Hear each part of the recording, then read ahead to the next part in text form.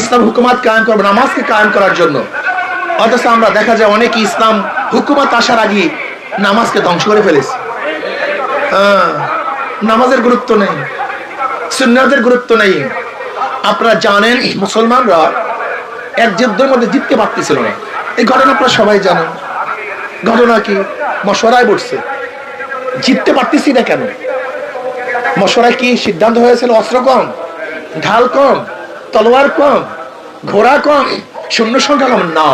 আজকে মেসওয়াক করা হয় নাই। কি করা হয় নাই? মেসওয়াক করা হয় নাই। যখন সবাই মেসওয়াক করা শুরু করছে, কাফেররা চিন্তা করছে ঘটনা কি, মেসওয়াক করে না দাঁতে দাঁত দেয়। রতন মেসওয়াক দেখে নাই, মেসওয়াক করে না দাঁতে ধার দেয়। আজকে মানে আমাদের সবকে কাঁচা গিলে খেলে ফেলবে। ওই এক মেসওয়াকের চড়ে কাফের ভাগা শেষ। এর নাম সুন্নাত। হাজারো দল তোমাদের মধ্যে আসবে, হাজারো দল আসবে। যদি মিলিটারি পোশাকই প্রমাণ না হয়, মিলিটারি আর্মির পোশাকই যদি প্রমাণ না হয়, এটা আর আর্মি। যদি ডাক্তারের পোশাকই প্রমাণ না করে, ডাক্তার। একজন উকিলের পোশাক যদি প্রমাণ না করে, এটা ওয়াকিল। একজন পুলিশের পোশাক যদি প্রমাণ না করে, এটা পুলিশ। একজন খাঁটি মুসলমানের নেতৃত্ব যদি পোশাকই প্রমাণ না করে, সে খাঁটি মুসলমানের নেতা হতে পারে না। তবে মনে রাখতে হবে, রুহানিয়াত জিহাদের সমন্বিত প্রয়াস। ইসলামী ছাত্র আন্দোলন যারা যুদ্ধের মধ্যে লড়াই করবে, তাদের জবানের মধ্যে জিকির জারি থাকবে। যারা শরীরের থেকে রক্ত ঝরাবে, আবার চোখের থেকে পানিও ঝরাতে থাকবে। ইসলামী ছাত্র আন্দোলন যেরকম আল্লাহর জন্য, আল্লাহর রাহে যুদ্ধের জন্য নিজেকে অকপটে দান করবে, শরীরকে, তার রুহুকে, এইভাবে আল্লাহর সামনে সেজদার মধ্যে অবনত হবে। এর নাম ইসলামী ছাত্র আন্দোলন। রুহানিয়াত জিহাদের সমন্বিত প্রয়াস। শুধু ক্ষমতা দখলের জন্য আমরা আসি নাই।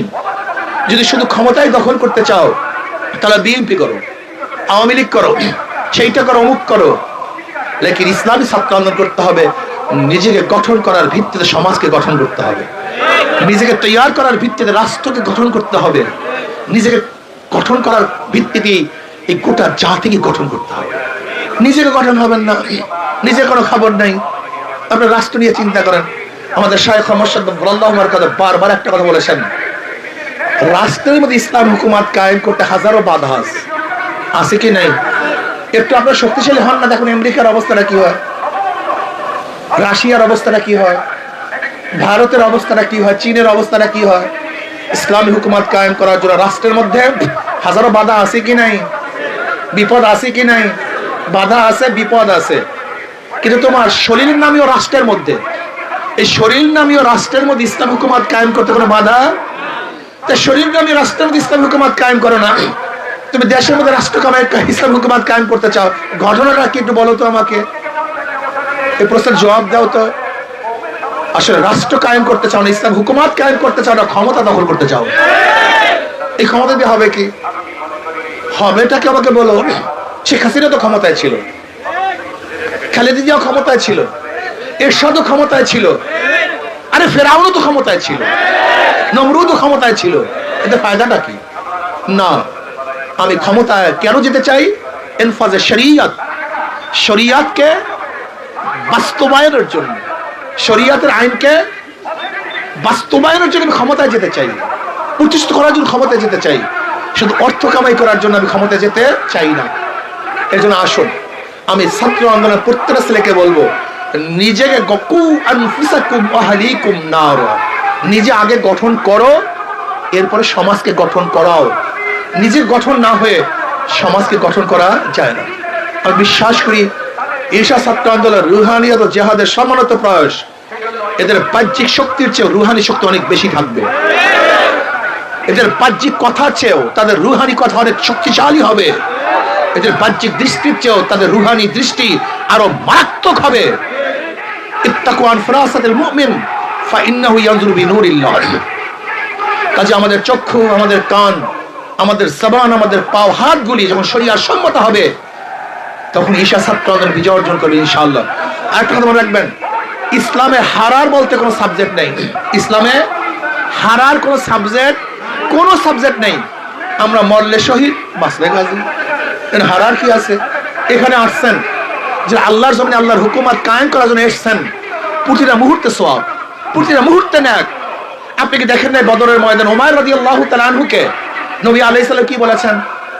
নবী আলাইহিস সালাতু বলেছেন, আসো সেই জান্নাতের দিকে যার প্রশস্ততা আসমান এবং জমিনের সমতুল্য। উমাইর রাদিয়াল্লাহু কি বলেন? বাহ বাহ। নবী বললেন, বাহ বাহ করলেন কেন? তুমি বাহ বাহ করলে কেন? কোন জান্নাতের মালিক হতে চাই, ওই জান্নাতের মালিক হতে চাই। এরপর তার খুঁটির মধ্যে কিছু খাজুর ছিল, খাজুর কথা খাইতেছিলেন। চিন্তা করছেন এই খাজুর খাওয়া পর্যন্ত অনেক সময়, এত খাজুর খাওয়ার সময় নেই, ফিকে মারছেন, বদরের ময়দানে ঝাঁপিয়ে পড়েছেন, শহীদ হয়ে গেছেন। কিসের আশা বলেন তো? কথা বলেন না কেন? আশাটা কি ছিল? এক সাল পড়ছে, ইয়া নবী আল্লাহ, ঈমান আনলে কি হবে? কোন জান্নাত পাওয়া, কোন আবার বয়াত করেন, আমি মুসলমান বানান। কিসের জন্য? বেশ, মুমিনের টার্গেট জান্নাত, মুমিনের টার্গেট হলো জাহান্নাম থেকে নাজাত। আমি ক্ষমতায় যাব, মিনিস্টার হব, এমপি হব, এটা মুমিনের কোনো আশা হতে পারে না। আল্লাহ না করুক, তোমরা যদি এমপি হওয়ার জন্য, ক্ষমতায় যাওয়ার জন্য, চাকরির পদোন্নতির জন্য, দুনিয়ার স্বার্থের জন্য যুদ্ধ করো, সব বেকার। তুমি কি বুখারীর মধ্যে রাওয়ায়াত দেখো নাই?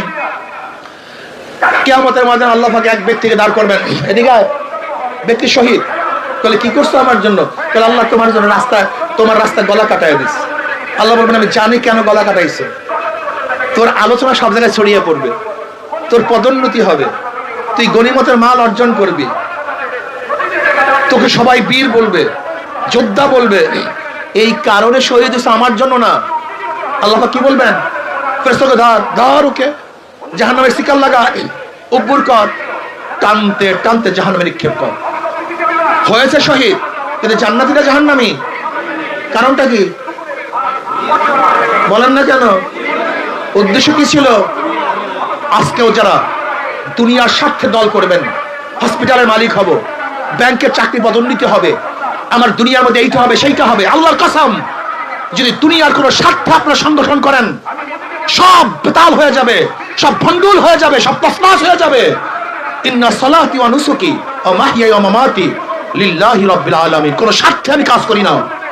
আমি চেয়ারম্যান হব, এমপি হব, সভাপতি হব, সেক্রেটারি হব, আমি ব্যাংকের মালিক হব, হসপিটালের মালিক হব, আমি টাকার মালিক হব না। আল্লাহ না করে ঈশা ছাত্র আন্দোলনের ছেলেরা যদি এই দুনিয়ার কোন উদ্দেশ্যে কাজ করো, খসরাত দুনিয়া ওয়াল আখিরাত, দুনিয়াও বরবাদ, আখিরাতও বরবাদ। কাজে আসো না, রুহানিয়াতে জিহাদের সমন্বিত প্রয়াস, দাওয়াত দাও। আজকে থেকে নিয়াত করো, আদাল্লু আলা খায়রিন কাফাইলিহি। আজকে থেকে নিয়াত করো, আমি একা ছাত্র, কমপক্ষে 100 ছাত্রকে আগামী ফেব্রুয়ারির আগ পর্যন্ত চরমনের ময়দানের মাহফিলের আগে, 19, 20, 21 ফেব্রুয়ারি চরমনের মাহফিল, এই চরমনের মাহফিলের আগ পর্যন্ত, 19 ফেব্রুয়ারির আগ পর্যন্ত আমি কমপক্ষে 100 ছাত্রকে ইসলামী ছাত্র আন্দোলনের দাওয়াত দেবো। রাজি আছেন ইনশাআল্লাহ? হাত আসতে তোলে, ঘটনা কি বুঝলাম না, কিন্তু স্পৃহা নাই কেন? রাজি আছেন ইনশাআল্লাহ? কে গেছে? আল্লাহু আকবার, হাত তুলি, আল্লাহু আকবার, আলহামদুলিল্লাহ। কি হবে? নিয়াতুল মুমিন খায়রুম মিন আমালিহি। 100 ছাত্রকে দাওয়াত দেওয়ার জন্য হাত তুলেছে, আল্লাহর কাছে বলেছে, আল্লাহ আমি 100 ছাত্রকে দাওয়াত দেব, না জানি যদি মরেও যাই, যদি মরেও যাই, এই যে হাত তুলেছিলাম, নিয়াত করেছিলাম, 100 ছাত্রকে দাওয়াত দিলে যে সওয়াব হবে, আল্লাহ পাক তোমার আমল নামায় এই পরিমাণ সওয়াব লিখে দেবেন। রাজি আছে না ভাই? দাওয়াত, দাওয়াত, দাওয়াত, স্বপনের দাওয়াত, জাগ্রত অবস্থায় দাওয়াত, হাঁটা অবস্থায় দাওয়াত, বসা অবস্থায়। তুমি আমি যখন ছাত্র আন্দোলন করতাম, আমরা যখন ছাত্র আন্দোলনের দায়িত্ব ছিলাম, লঞ্চে যখন সফর করতাম, তখন বসতাম একটা ছাত্রের কাছে গিয়ে, কাজই ছিল টার্গেট দাওয়াত। একটা ছাত্রের কাছে বসতাম, কিছু বাদাম কিনতাম, প্রথম তাকে দিলে সে খেতে চাইতো না, আমি বললাম হালাল জিনিস, আপনি খাবেন না কেন? এই কথা শুরু করতাম। এরকম করতে করতে তার সাথে সম্পর্ক করে এরকম কত ছাত্র, ঈশা ছাত্র নিয়ে এসছে। তোমারও দায়িত্ব থাকবে, চিন্তা থাকবে, একটা ছেলেকে কিভাবে ইসলামের ছাত্র আন্দোলনের দাওয়াত দেওয়া যায়। মাথার মধ্যে ঢুকাও, তোমার মাথার মধ্যে প্রেশারই ঢুকাও। ইসলামী ছাত্র আন্দোলন এমন এক সংগঠন, আশা করি আলহামদুলিল্লাহ যাদের বিরুদ্ধে ইশকাল তোলার মতো কোনো সাবজেক্ট নেই, সব পজিটিভ, এক পজিটিভ ছাত্র আন্দোলন। আসো না, আমরা সবাই নিজেকে দাওয়াতি কাজে বিলীন করে দেই, আল্লাহর জমিনে আল্লাহর হুকুমত কায়েম করার জন্য চেষ্টা করি, সাধনা করি। আল্লাহ আমাকে এবং আমাদের সবাইকে এই কথাগুলির উপর আমল করার তৌফিক দান করেন।